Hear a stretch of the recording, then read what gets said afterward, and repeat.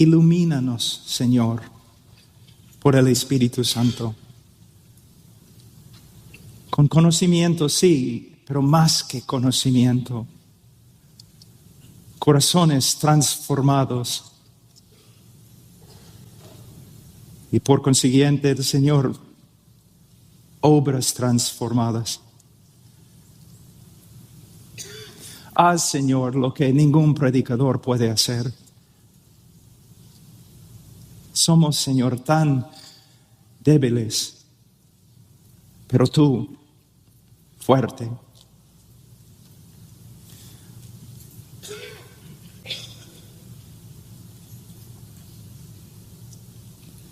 Prefiero, Señor, seguir orando, pero por fe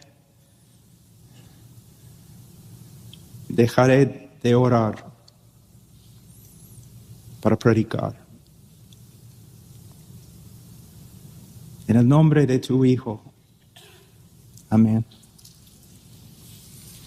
Hoy día me siento tan débil, no por causa de mi salud, sino por causa del tema. La justificación del pecador y la vindicación de la persona de Dios. A través de la historia, Dios ha demostrado misericordia hacia los hombres, pero su misericordia presenta un problema, el problema más grande en toda la Escritura. De hecho, toda la obra redentora, cada página de la Escritura tiene que ver con este problema. Y si uno estudia bien a los reformadores, aún los patriarcas de la iglesia, van a ver algo entre ellos y entre su proclamación que no se encuentra mucho en el día de hoy. Ellos se preocupaban bastante por un dilema. ¿Cómo podemos reconciliar la justicia, la santidad, la verdad de Dios con su amor, misericordia y gracia? Muchas veces cuando voy a testificar a una persona, la primera cosa que digo es, ¿sabe usted lo que es el problema más grande en toda la Escritura? Y me dicen, ¿qué? Si Dios es bueno, no te puede perdonar. Si Dios es justo, no puede pasar por alto tu pecado. En Romanos capítulo 3, Pablo nos muestra que es el dilema más grande en toda la Escritura. Es el problema filosófico teológico más importante. Pero en el día de hoy, los predicadores no hablan mucho de este dilema. ¿Por qué? Porque no estudian los atributos de Dios. Y porque no estudian, no entienden lo que las Escrituras dicen acerca del hombre. Pero un hombre que se dedica a conocer a Dios como se revela en las Escrituras, no solamente una parte, pero todo lo que la Biblia dice acerca de Dios. Y si el mismo hombre se dedica a entender lo que la Escritura dice acerca del hombre, entonces inmediatamente se presenta un problema tremendo. ¿Cómo puede un Dios tan santo, tan justo, pasar por alto, cubrir el pecado del hombre? No hay respuesta excepto en Calvario. Ahí, la primera vez en la historia de la historia, hay una manifestación de la armonía de los atributos de Dios. En la cruz del Calvario, si preguntamos, ¿Dios es justo? ¿Es justo Dios? Sí. ¿Cómo sabemos? derramó su ira sobre su propio Hijo cuando llevó nuestro pecado.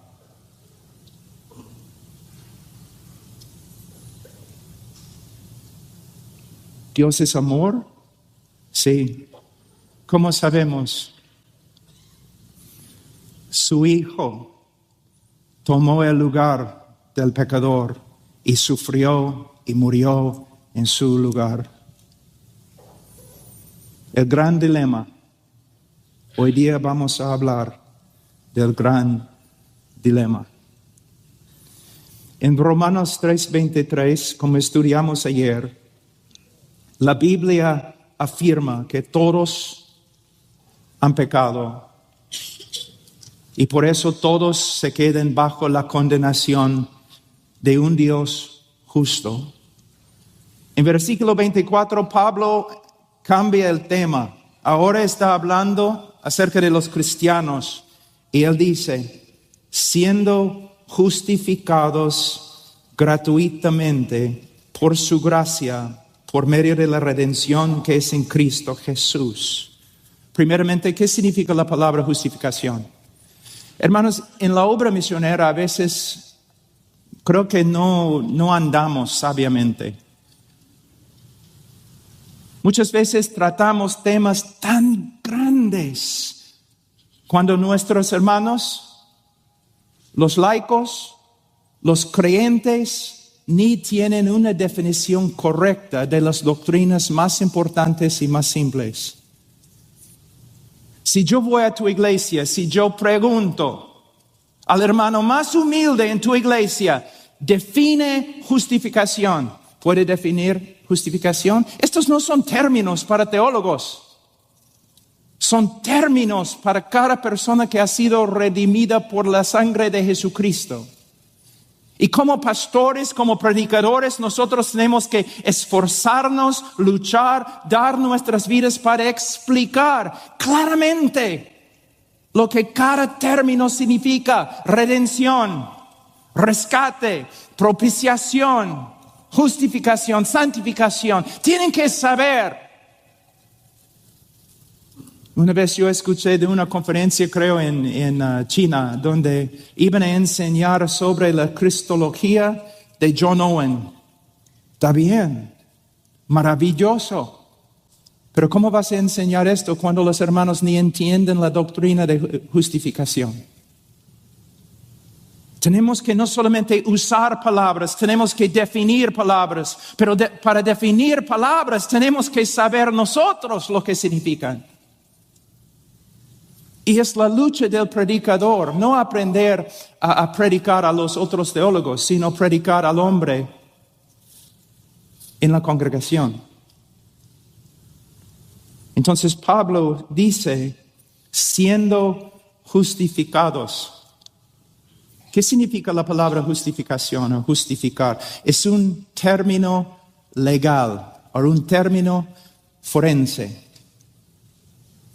El momento que una persona confía salvíficamente en el Señor Jesucristo, Dios lo declara legalmente justo ante Él. Y como el hermano dijo anoche, no más o menos justo. Porque ¿cuántas veces pecaron Adán y Eva antes que fueran echados de Edén? Una vez. Dios lo declara legalmente, perfectamente justo. Y a veces los hermanos dicen, qué linda definición de la justificación. No he terminado. El momento que una persona confía en el Señor Jesucristo, Dios lo declara ante Él legalmente, perfectamente justo. Y Dios lo trata como justo. Y esta es la gran confianza del creyente, que aun cuando Dios el Padre nos disciplina, no nos disciplina con ira, sino con amor. Y su disposición hacia nosotros no ha cambiado. Nos ama. porque nuestra posición ante Él es perfecta, porque se basa en la obra perfecta de nuestro Señor Jesucristo. Justificación. Entonces, Dios nos declara legalmente justo y nos trata como justos. Pero ¿cómo puede hacer eso? Porque en la cruz del Calvario,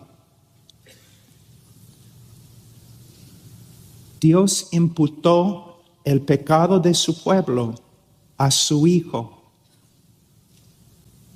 y lo declaró culpable y lo trató como culpable, aplastándole bajo su ira. ¿Pueden ver el intercambio?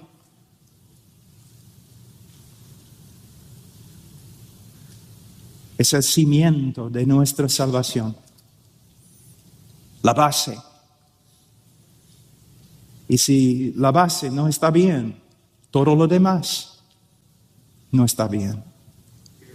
Ahora, Pablo dice, siendo justificado gratuitamente por su gracia, por medio de la redención que es en Cristo Jesús. Justificados gratuitamente por su gracia. Pablo, por supuesto, está escribiendo en griego, pero Pablo era hebreo. Cuando un judío quiere enfatizar algo, repite.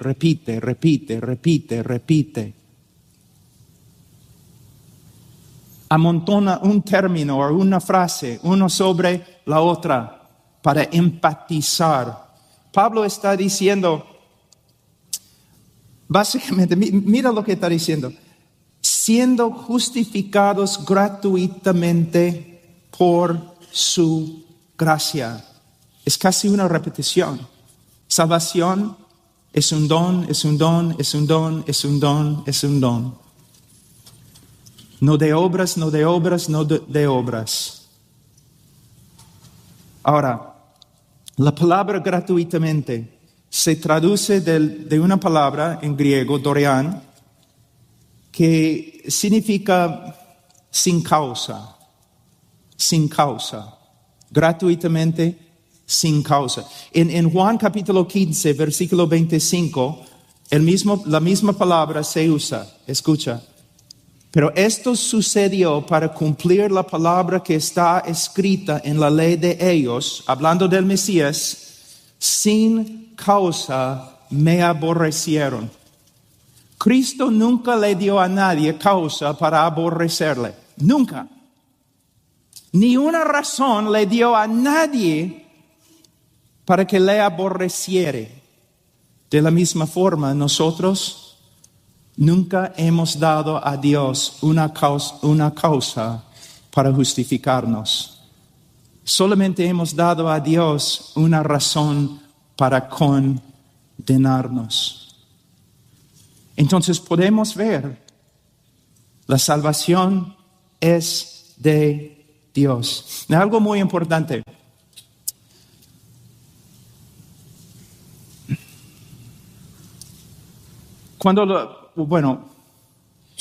En el mundo, en el día de hoy, y a través de toda la historia del mundo, solamente existen dos religiones. Es muy importante entender eso. A veces yo digo a los alumnos, si ustedes tienen que tomar una clase sobre la religión, ustedes deben estudiar conmigo, porque los demás maestros dicen que hay miles y miles de religiones en el mundo, pero yo digo lo contrario, hay solamente dos. Hay una religión de gracia y hay una religión de obras. El cristianismo se encuentra en la categoría de gracia. Todas las demás religiones se encuentran, ¿dónde? En la categoría de obras. Ahora, les voy a dar un ejemplo. Vamos a decir que soy un reportero y yo tengo aquí conmigo en la plataforma un musulmán, un judío y un cristiano. Pero un cristiano verdadero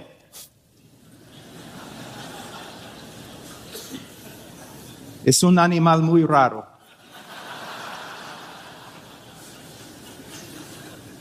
Difícil de encontrar.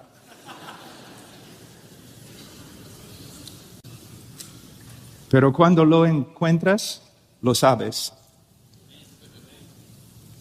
Entonces, como reportero, yo pregunto al musulmán, señor musulmán, si usted muriera ahora mismo, ¿dónde iría? Y él me dice, al paraíso. ¿Por qué? Porque yo amo el Corán. He leído el Corán. Yo doy limosnas a los pobres. Yo he visitado los lugares santos. Yo soy hombre justo. Yo iría al paraíso. Está bien, entiendo. Señor judío ortodoxo, si usted muriera ahora mismo, ¿dónde iría? Al camino de los justos. Yo iría al paraíso, al cielo. ¿Por qué? Bueno, yo amo la ley de Dios. Yo estudio la ley de Dios. Yo busco obedecer, someterme a la ley de Dios. Soy un hombre justo. Si yo muero, yo me voy al cielo. Está bien, entiendo. Luego vengo como reportero al cristiano. Señor cristiano, si usted muriera ahora mismo, ¿dónde iría? Y él me responde con gozo, yo me iría al cielo. Y yo pregunto, ¿por qué? Y él me dice lo siguiente, en maldad he nacido y en pecado me concibió mi madre. Reconozco mis rebeliones y mi pecado está siempre delante de mí.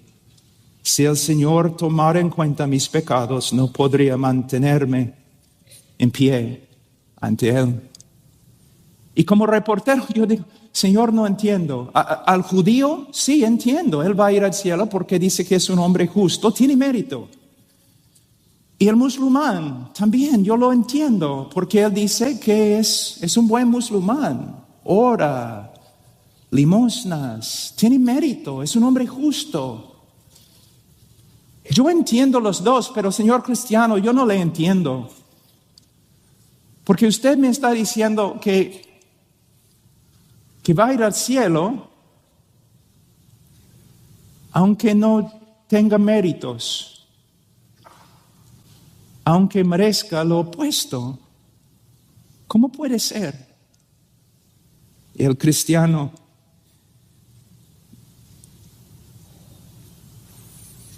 mira al reportero y dice, porque yo voy al cielo por causa de las virtudes, excelencias y méritos de otro, mi Señor Jesucristo, que vivió la vida perfecta que no pude vivir, que murió en el lugar de los pecadores y pagó la pena contra mí. Todo tiene que ver con la obra redentora de Cristo, la persona y obra de Cristo. Ahora, yo empecé hablando de un dilema, ¿no? Si Dios es justo, ¿cómo puede Dios perdonar al pecador? En Romanos 3,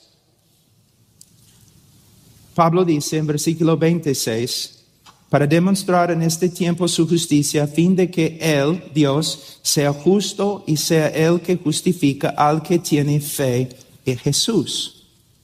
Es el problema, el dilema que Él presenta acá. Y la respuesta se encuentra en la persona de Jesús. Pero lo que quiero hacer en este momento es yo quiero mostrarles que no es una doctrina nueva, o no es un problema que se manifiesta solamente en el Nuevo Testamento.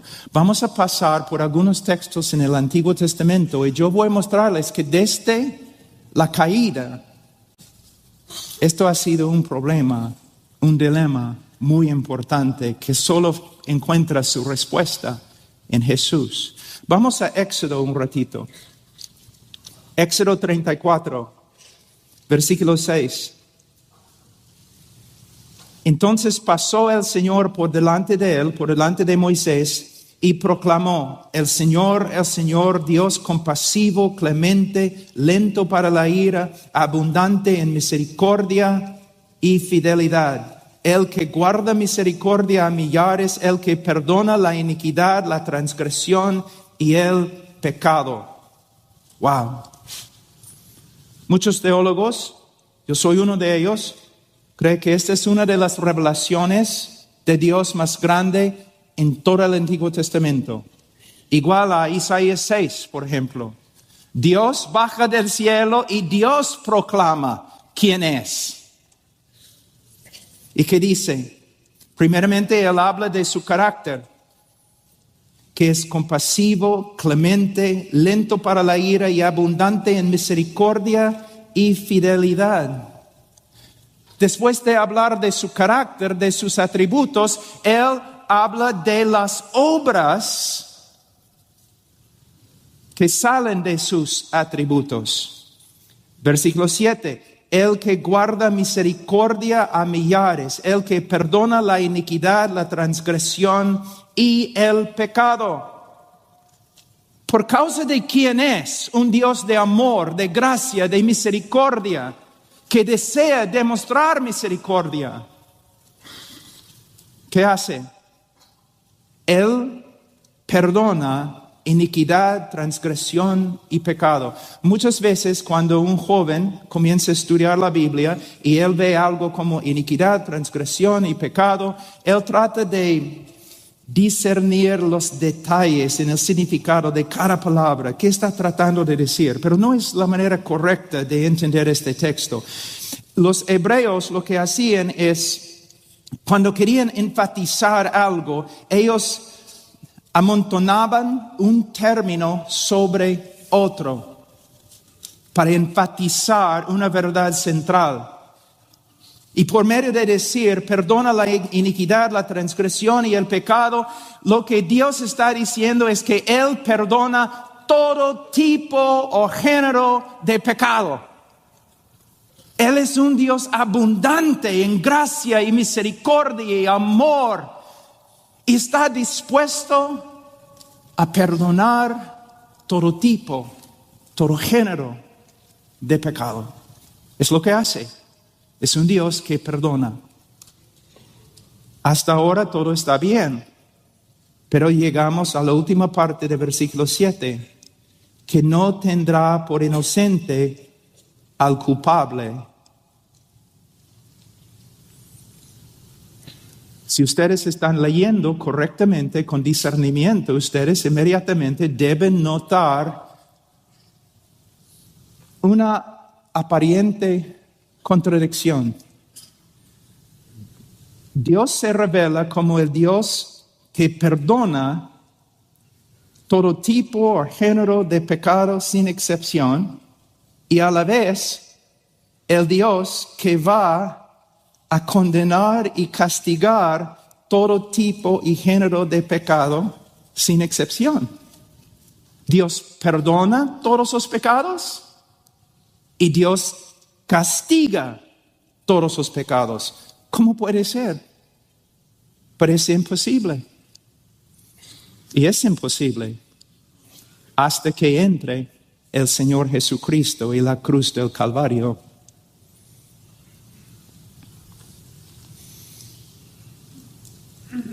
Dios va a castigar cada pecado que ha sido cometido desde la caída de Adán. No debes pensar que Dios no va a castigar tu pecado.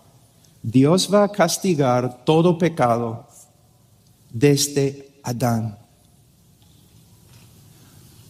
Los que creen en la obra redentora de Cristo, los que creen en la vida, la muerte y la resurrección de Cristo,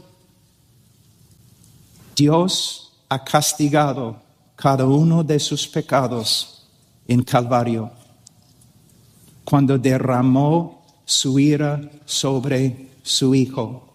Los que rechazan al Hijo, Dios castigará su pecado por toda la eternidad en el infierno.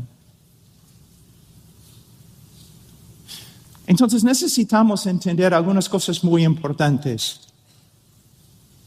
Y tiene que ver también con el nuevo pacto, pero es otro sermón, lo que Cristo hizo en la cruz. Pero necesitamos entender algo, que Dios va a castigar tu pecado. Lo ha hecho en Cristo. Otra verdad que muchas veces los hermanos no se dan cuenta, tan importante que es que la salvación es por obras.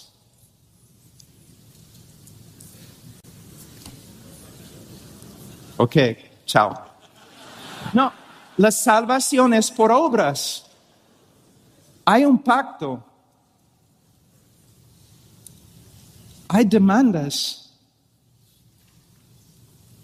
Para ser salvo, el hombre tiene que ser más que perdonado. Obras.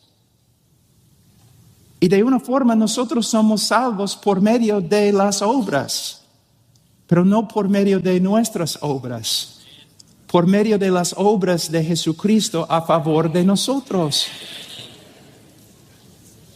Alguien tenía que cumplir las demandas. Con su vida perfecta, Él cumplió las demandas a favor de nosotros. Alguien tuvo que morir.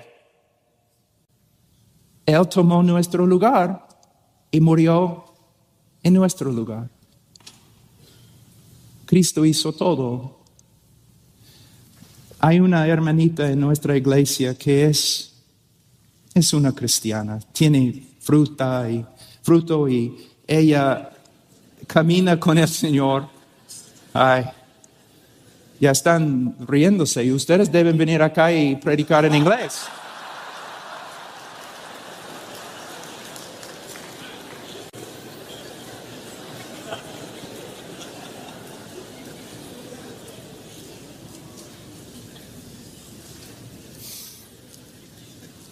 Pero ella muchas veces se turba en su corazón con respecto a la seguridad de su salvación.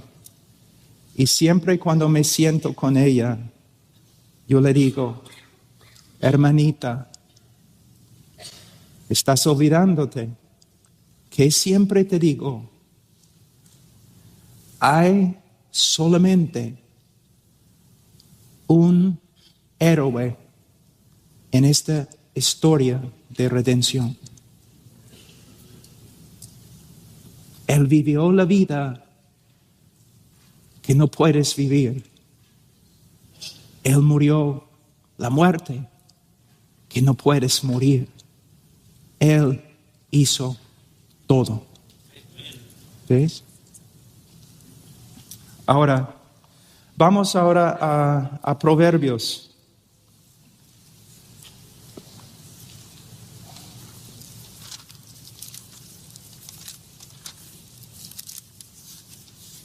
Diecisiete.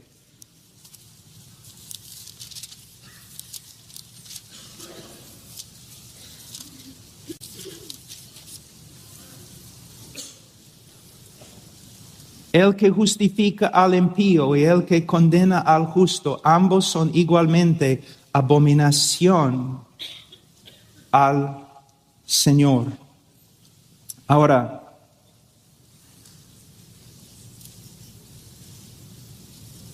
la palabra abominación, hermanos, también puede ser traducida asqueroso, repugnante, ofensivo. Y aquí el dilema es evidente. ¿Cómo puede Dios perdonar, justificar al impío sin llegar a ser abominación?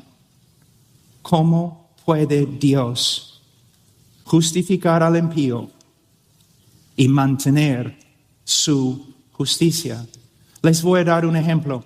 Vamos a decir que regreses a tu casa una noche y ahí en tu casa tú ves un asesino y ha matado a toda tu familia. Tiene la sangre de tus hijos en las manos. Lo tiras al suelo, lo atas, llamas a la policía lo lleva a la cárcel y después, como 2 meses después, él tiene que ir a la corte, a tribunal y pararse ante el juez. Y todo el pueblo está reunido en el salón para escuchar el veredicto. Tus amigos, tus familiares, todos están esperando ver justicia. Y el juez dice: soy un juez compasivo, misericordioso, lleno de amor, abundante en gracia. Y mira al criminal, al asesino que mató toda tu familia y dice: te perdono.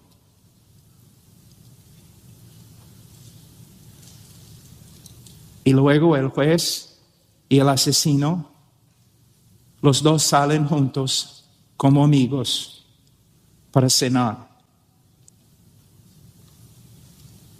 ¿Qué vas a hacer? ¿Cómo vas a responder? ¿Cómo va a responder el pueblo? Van a decir: ay, qué lindo. Tanta misericordia hemos visto hoy día. No.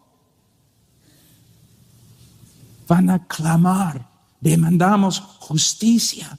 Este juez no es digno, es un criminal, peor que los criminales que él perdona, porque un juez debe hacer justicia. El hombre es una abominación.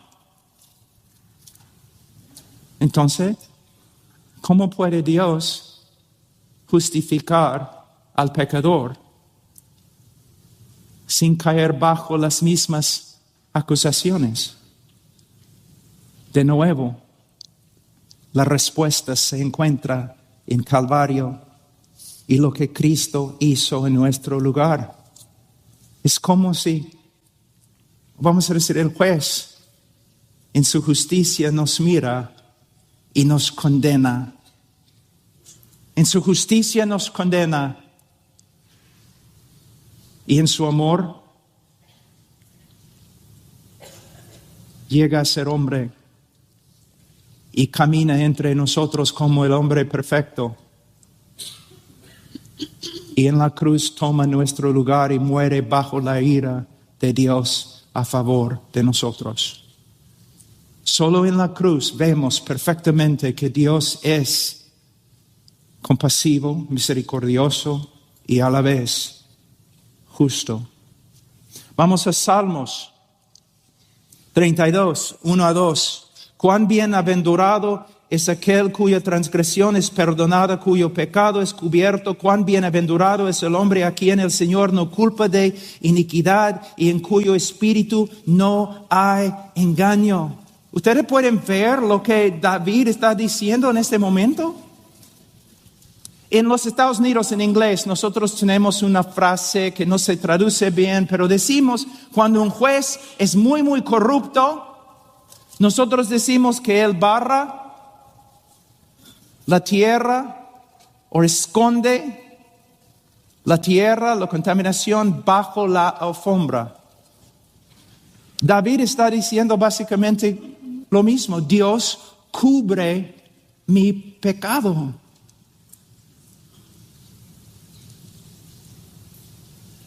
Dios no me inculpa de iniquidad. Pero un juez debe culpar a los malos. Un juez debe no esconder el crimen. El juez tiene que, si es justo, tiene que exponer, manifestar el crimen. ¿Cómo puede Dios esconder el pecado o cubrir el pecado? De nuevo, mira Romanos 3.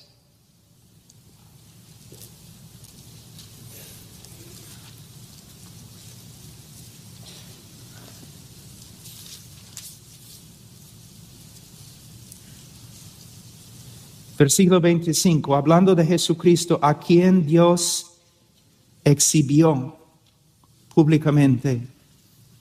¿Cómo puede Dios cubrir nuestro pecado? Porque Él imputó nuestro pecado a su Hijo y lo exhibió públicamente en el centro religioso del universo. Y sobre la cruz derramó su justicia sobre Él.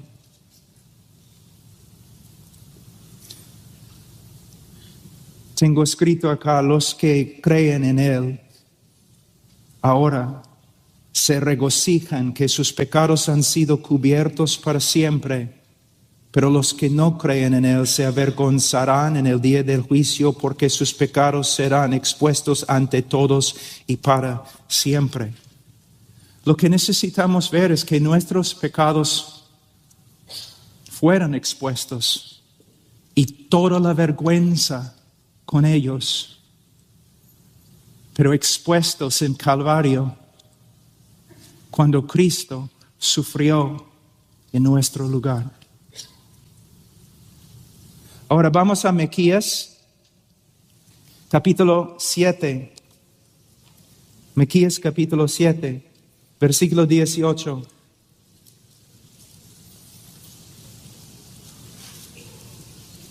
Es un texto muy parecido a lo que encontramos en el libro de Éxodos 34, Miqueas.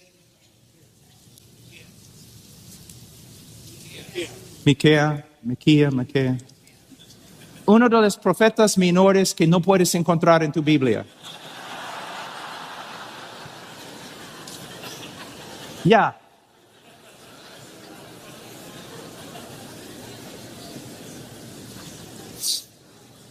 No puedo creer que ustedes se rieron de mí.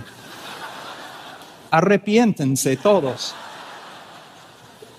Con ayuno. No quiero ver nadie afuera comiendo durante almuerzo.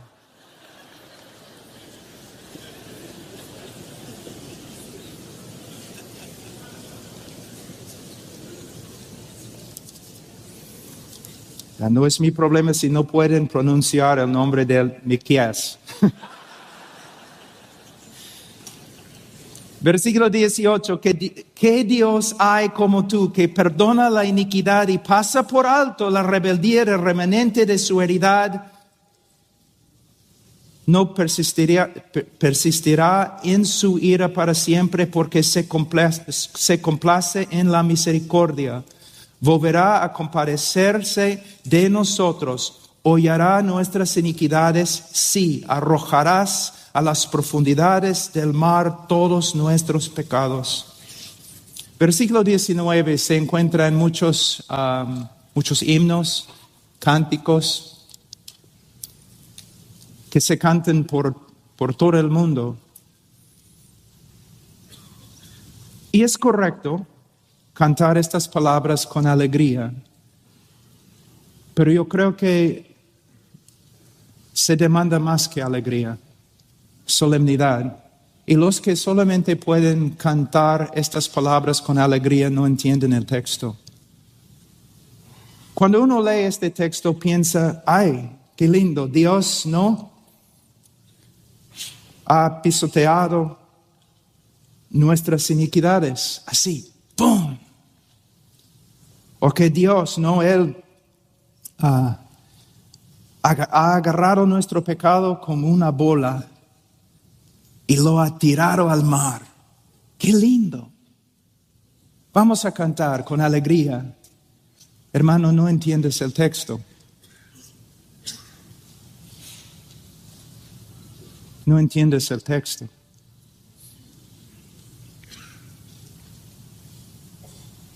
Dios agarró nuestro pecado y imputó nuestro pecado a su Hijo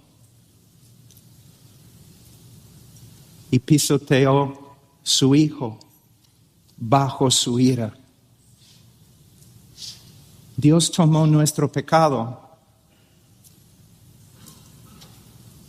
como una bola los imputó su hijo, agarró a su hijo y lo tiró al mar de su ira. Si tu labio no está temblando cuando cantas este texto, tú no entiendes este texto. Jonás era culpable y se tiró al mar para salvar al bote y los inocentes que estaban dentro. Cristo, el inocente, se tiró al mar de la ira de Dios para salvar la nave de Sión y los culpables que están dentro.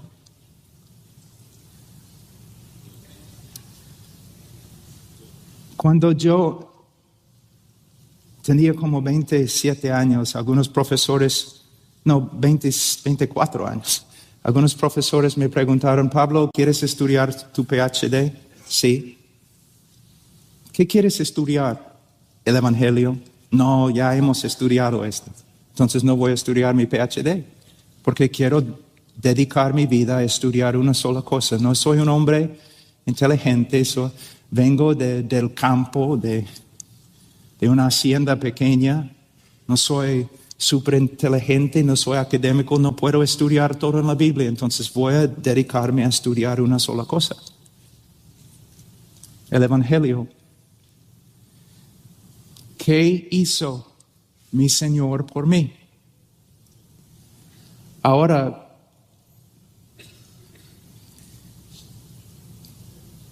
décadas han pasado. Muchas veces 3, 4, 5, 7, 8, 16 horas al día. Dios sabe que no estoy mintiendo. Yo no entiendo mucho acerca de la escatología, aunque probablemente debo saber más.